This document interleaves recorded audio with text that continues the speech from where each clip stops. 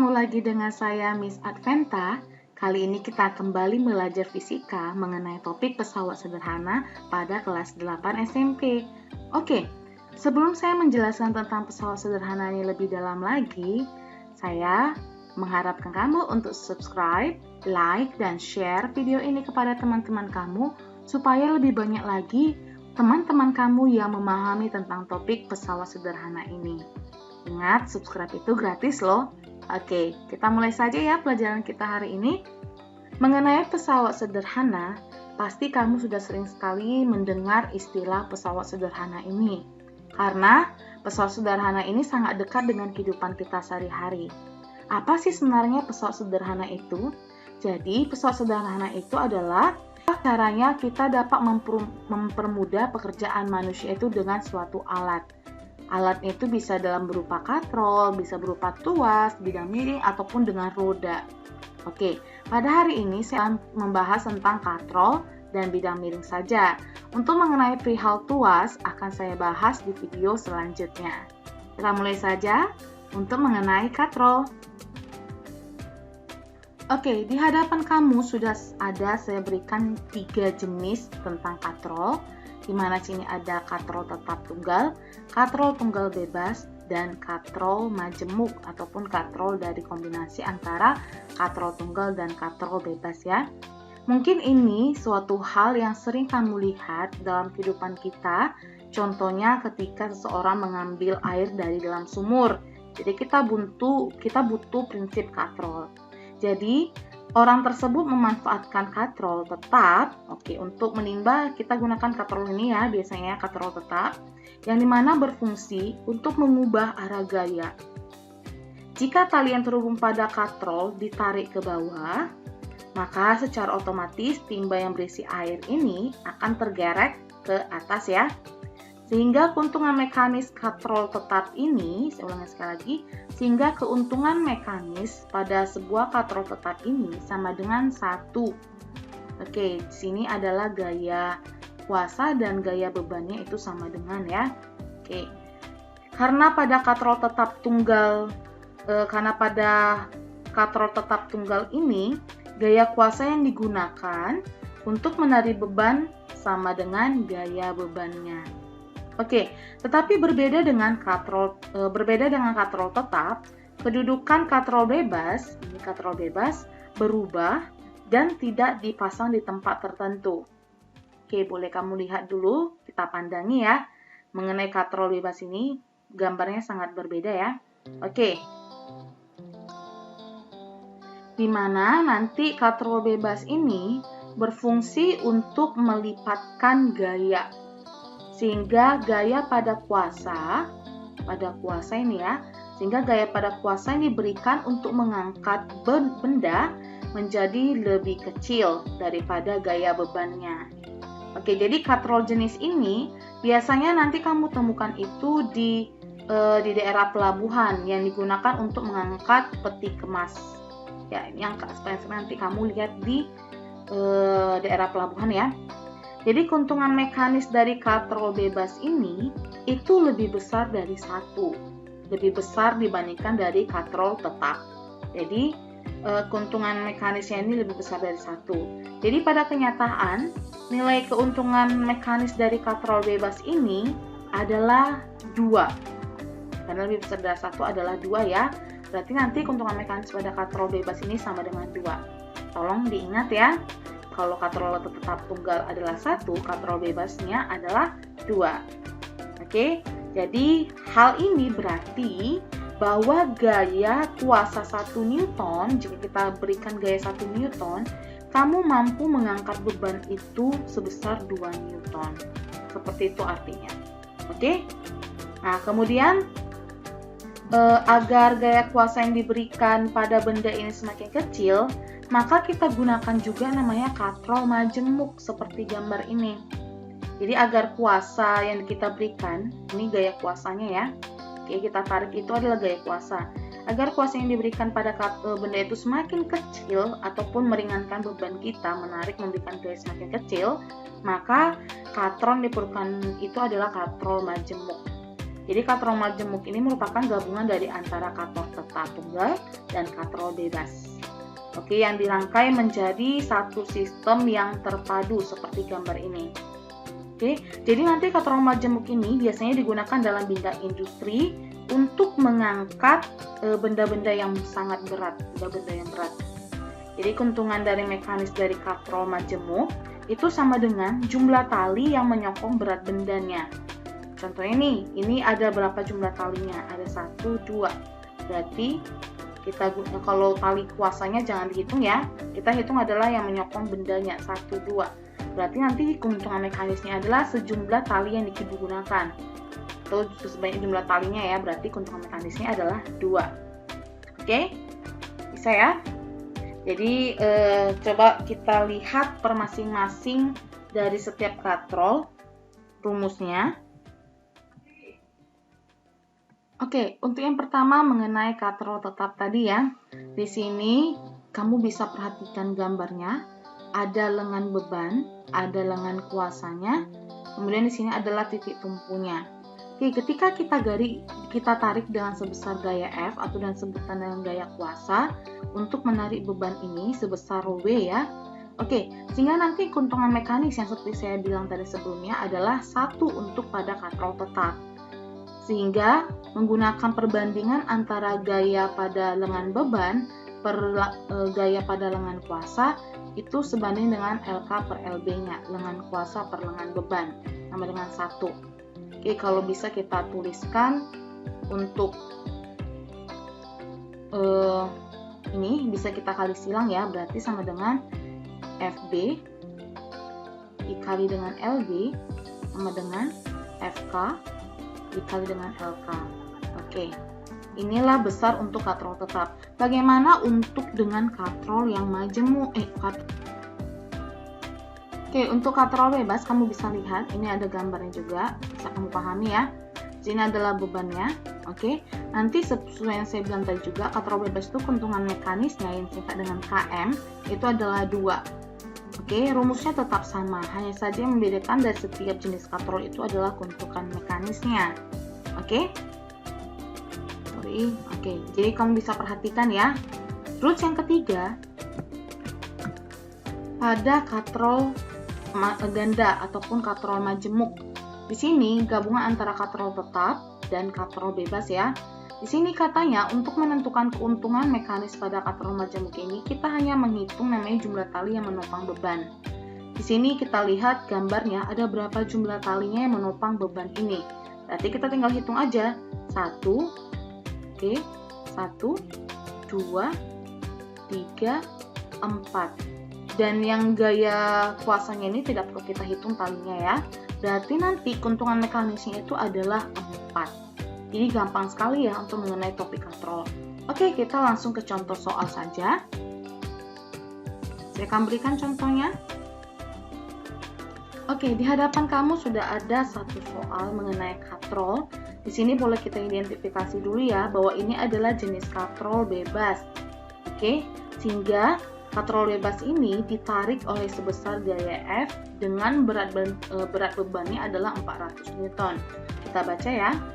Ataupun sebutan katrol bergerak boleh juga, ataupun katrol bebas sama saja. Ditanya di sini adalah berapa keuntungan mekanisnya, berapa gaya yang dapat mengangkat beban. Oke, boleh kita buat kerjakan dulu diketahuinya. Oke, diketahui sini ada gaya bebannya itu sama dengan 400 Newton. Kemudian dengan itu saja sepertinya ya. Yang ditanya di sini adalah yang A, berapakah keuntungan mekanisnya, yang B, berapa besar kuasanya. Oke, besar gaya yang dapat mengangkat itu sama juga dengan besar kuasa ya. Oke, coba kita agak lihat rumus yang tadi. Nah, di sini ya. Untuk katrol bebas, itu keuntungan mekanisnya adalah 2, sedangkan kita gunakan untuk mencari gaya pada kuasanya itu menggunakan yang ini ya, karena sudah ada yang dikasih tahu di givennya itu adalah gaya beratnya. Ingat FB per FK ya. Oke, kita lanjut dulu ke sini lagi. Oke, di sini ya. Nih, Di sini berarti saya akan jawab untuk keuntungan mekanis pada katrol bergerak ini itu sama dengan 2. Gampang ya? Kemudian untuk yang mencari ini, kita tahu tadi bahwa rumus dari keuntungan mekanis tadi adalah FB per FK. Oke, tinggal kita masukkan keuntungan mekanisnya tadi adalah 2, sedangkan gaya bebannya, gaya bebannya itu sama dengan 400 Newton. Ini ya. Per gaya kuasanya, sehingga gaya kuasanya berarti 400 dibagi dengan 2 sebesar 200 Newton. Terbukti bahwa untuk dengan kita menggunakan katrol bergerak ini, gaya yang kita berikan itu jauh lebih kecil, sehingga hanya 200 Newton yang bisa kita berikan gayanya. Oke, untuk soal berikutnya saya akan berikan. Oke, untuk soal yang kedua, perhatikan gambar berikut. Oke, berapakah besar beban yang ditarik oleh katrol majemuk di atas? Berarti berapakah besar bebannya? Yang tanya adalah gaya bebannya berapa gitu ya. Sehingga di sini kita harus identifikasi dulu ini jenis katrol apa. Bahwa kalau kita lihat ini adalah jenis katrol majemuk ya. Dimana tadi untuk mencari keuntungan mekanis dari katrol majemuk itu adalah dengan menghitung jumlah tali pada bebannya. Sehingga kita hitung di sini keuntungan mekanisnya dulu ya, kita identifikasi 1, 2, 3, 4. Berarti keuntungan mekanisnya adalah 4 sesuai dengan jumlah talinya. Oke, di sini ada juga gaya kuasanya itu ditarik dengan sebesar 8 Newton. Berarti jika yang ditanya adalah besar gaya bebannya, berarti nggak masalah ya. Dimana kita gunakan rumus tadi keuntungan mekanis sama dengan FB per FK. Oke, jangan lupa rumusnya. Karena rumusnya tidak berganti-ganti kok. Yang berganti itu adalah keuntungan mekanis dari setiap katrolnya. Oke, FB-nya yang ditanya, kita tulis saja. FK-nya sudah ada sebesar 8 Newton. Keuntungan mekanisnya 4. Berarti dapat kita simpulkan gaya bebannya ataupun besar bebannya itu adalah 32 Newton. Oke. Sangat gampang ya mengenai katrol ini, jadi jangan lupa untuk mengenai identifikasi dulu jenis katrol apa dia. Oke, kemudian kita lanjut untuk menjelaskan tentang bidang miring. Oke, di hadapan kamu sudah ada gambar mengenai bidang miring ya. Jadi bidang miring ini merupakan bidang datar yang diletakkan miring atau membentuk sudut, diletakkan pada sudut tertentu ya, sehingga dia dapat memperkecil gaya kuasanya. Saya ulangi sekali lagi, bidang miring ini merupakan bidang datar yang diletakkan miring atau membentuk sudut tertentu sehingga dapat memperkecil gaya kuasanya, gaya dorongnya ya. Jadi salah satu contoh dari penerapan bidang miring ini banyak dalam kehidupan sehari-hari. Saya akan berikan contohnya berikut ini. Oke, di sini ada seperti paku, tangga, skrup, pahat, kapak, pisau, dan mata bor. Itu merupakan prinsip tentang bidang miring. Oke, banyak lagi dalam kehidupan sehari-hari. Mungkin kamu bisa identifikasi apa-apa saja alat-alat bidang miring yang digunakan di daerah sekitar kamu. Oke, jadi untuk mencari berapakah keuntungan mekanis pada sebuah bidang miring itu, kita bisa melihat rumusnya S per H sama dengan W per F. Oke, kita lihat dulu gambarnya ya. S-nya itu adalah panjang lintasan bidang datarnya ataupun bidang miringnya ya. Oke, bidang datar yang dimiringkan gitu. S-nya itu adalah panjang lintasannya. Kemudian H ini adalah height-nya, ketinggiannya. Oke, kemudian sini ada W-nya adalah beban ataupun gaya beban si bendanya. Kita sebut dengan W, semana gaya beban ini bisa jadi kita tulis sama dengan massa dikali dengan gravitasinya. Oke, jika nanti W-nya tidak dikasih tahu tetapi massa bendanya yang dikasih tahu. Kemudian sini ada gaya kuasanya ataupun sebesar gaya dorongan kita ke atas. Oke, mengenai rumus ini saya rasa tidak ada masalah, di mana setiap satuannya itu seperti yang biasa kita gunakan, bahwa F adalah Newton, gaya benda itu ataupun gaya beban itu adalah Newton, ini meter dan ini juga meter. Oke, jadi jangan lupakan untuk rumus keuntungan mekanis ini ya. Oke? Nah, selanjutnya kita akan masuk kepada contoh soal saja. Oke, di hadapan kamu sudah ada contoh soal pertama mengenai bidang miring. Kita baca aja ya. Berikut ini merupakan gambaran skematis tangga yang ada di rumah Dayu.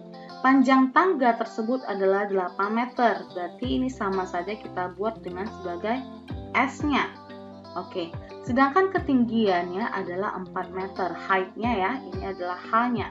Oke, jadi yang tanya pada soal adalah keuntungan mekanis dari penggunaan tangga tersebut adalah, oke, kita buat saja diketahuinya dulu, di mana S-nya adalah 8 meter, kemudian height-nya adalah 4 meter, yang ditanya adalah keuntungan mekanisnya. Oke, kita jawab. Apa sih tadi rumus untuk keuntungan mekanis pada bidang miring? Oke, agak kita intip dikit. Nah, di sini, keuntungan mekanis adalah S per H ataupun dengan W per F. Oke, kita kerjakan saja. Di sini kita tulis keuntungan mekanis sama dengan S per H. Oke, S-nya adalah 8 meter dan H-nya adalah 4 meter. Sehingga kita dapat keuntungan mekanisnya adalah 2 kali lipat. Oke, gampang ya. Untuk soal berikutnya saya akan berikan lagi. Oke, perhatikan contoh soal yang kedua pada bidang miring ini. Perhatikan gambar, di sini ada sebuah benda yang bermasa 40 kg akan diberi gaya dorong untuk menaikkan sampai ke puncaknya, di mana panjang lintasannya 8 meter dan tinggi bidang miring ini adalah 2 meter. Pertanyaannya, oke, jika saya buat givennya dulu, diketahuinya adalah massa sama dengan 40 kg dan S-nya panjang lintasannya adalah 8 meter dan height-nya adalah 2 meter. Yang ditanya di sini adalah untuk yang A, berapa usaha yang dilakukan untuk memindahkan benda sampai ke puncak? Berarti W-nya ya, W besarnya. Oke, kemudian berapa keuntungan mekanisnya? Berarti KM. Dan yang C-nya berapakah gaya yang dikerjakan? Berarti F-nya gaya dorongnya nih. Gaya dorong yang ke atas ini berapa? Oke, berarti yang ditanya ada 3. Kita kerjakan yang pertama. Untuk mencari usahanya, dimana kemarin kita sudah membahas tentang rumus usaha work-nya adalah gaya dikali dengan panjang lintasannya. Oke, sebelumnya gayanya belum ada diketahui di sini. Berarti PR kita harus mencari besar gayanya dulu. Oke, bisa ya? Oke, saya akan beri batasan dulu, batasan. Oke, dimana untuk kita langkah dulu ke keuntungan mekanisnya. Apa sih rumus keuntungan mekanis tadi? Keuntungan mekanis tadi rumusnya adalah, iya, betul sekali, S per H. Oke, S per H-nya berapa nih? S-nya adalah 8 meter, H-nya adalah 2 meter. Sehingga keuntungan mekanisnya adalah 4 kali. Oke, karena kita sudah dapat keuntungan mekanisnya, kita bisa mencari berapa nilai F-nya ini. Dengan persamaan rumus tadi kan seperti ini ya. Oke, saya berikan rumus persamaannya tadi. Oke, ini rumusnya. Oke, dimana tadi untuk keuntungan mekanis adalah S per H, dimana sama dengan besar dari gaya beban per gaya kuasanya. Oke, di sini kita sudah ada keuntungan mekanisnya. Berarti kita bisa dong mencari berapa nilai F-nya ini dari persamaan yang ini. Dimana keuntungan mekanisnya 4 ya, sama dengan saya gunakan rumus yang ini. W kecil per F gaya beban per gaya kuasanya, gaya dorongnya. Dimana keuntungan mekanisnya adalah 4. Sehingga sini W-nya, di sini perlu kita cari dulu berapa W-nya yang menuju pusat bumi, massa dikali dengan gravitasi, sehingga 40 dikali dengan 10 sama dengan 400 Newton. Sehingga di sini kita masukkan nilainya adalah 400 Newton per F. Oke, coret-coret, berarti sini adalah 100, di sini adalah 1. Sehingga F-nya sama dengan adalah 100 Newton. Oke, berarti kita bisa masukkan dong, nilai F-nya sudah ada nih. Berarti 100 dikali dengan jarak perpindahannya adalah 8 meter. Berarti usahanya sebesar dengan 800 Joule. Oke, tidak ada masalah ya, gampang ya. Oke. Ingat, fisikal itu bukan untuk dihafal. Fisikal itu perlu kamu latih dengan memperbanyak latihan soal. Jadi, setelah menonton video ini, jika kurang paham, kamu bisa mengulangnya lagi dari awal. Sampai jumpa di video berikutnya mengenai pengungkit. Bye-bye.